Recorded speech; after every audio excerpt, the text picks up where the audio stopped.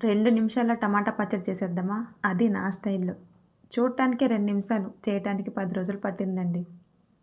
టమాటా పచ్చడి చేస్తే మా చెల్లేమో నేను ఢిల్లీకి పట్టుకెళ్ళిపోతానని చెప్పి అనుకుంది. కాకపోతే ఆ పచ్చడి వాళ్ళెళ్ళే టయానికి అవ్వలేదు. ఎందుకు అనంటే ఎండలు మాకు చాలా బాగా సహకరించాయి. 3 రోజుల్లో ఎండాల్సిన టమాటా ముక్కలు 5 రోజులు పట్టింది. వాళ్ళింక తీసుకెళ్ళనీకి అవ్వలేదు. ఇంక మన పచ్చడి ప్రాసెస్‌లోకొద్దామా? టమాటా పళ్ళు నీట్‌గా వాష్ చేసి, తడి లేకుండా తుడిచేసి, ఇలా ముక్కలు కోసుకోవాలి. ఇంకా చిన్న ముక్కలైనా కట్ చేసుకోవచ్చు. ఇందులో ఉప్పు, పసుపు వేసి 3 రోజులు ఊరపెట్టాలి. మధ్య మధ్యలో ఇలా కలుపుతూ ఉండాలి.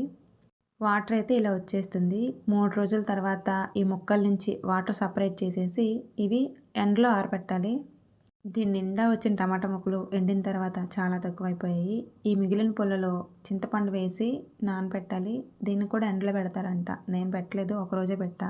2 కిలోల పళ్ళు ఇలా పావు కిలో కూడా అవ్వలేదు. దాన్ని ఫైన్‌గా పౌడర్ చేసి చల్లారనివ్వాలి. ప్లేట్‌లో వేసి చల్లగా చేశా. ఈలోపు పచ్చడిలోకి మెంతులు, ఆవాల పొడి కూడా వేయించుంచేశాను.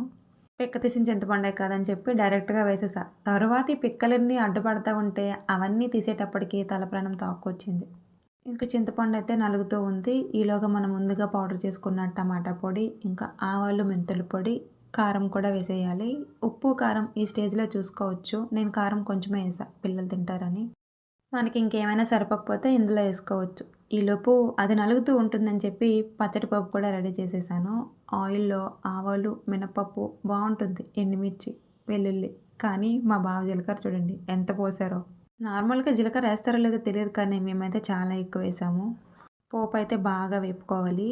ఇదంతా వేగిన తర్వాత చల్లగా చేసేసి మనం పచ్చడిలో కలుపుకోవాలి. ఆయిలు, పచ్చడి అంతా కలిసేలాగా కలుపుకొని ఇలా ఎయిర్ టైట్ కంటైనర్‌లో పెట్టుకుంటే చాలా రోజులు బావుంటుంది. నా పచ్చడి వీడియో నచ్చితే లైక్ చేయండి. Thank you.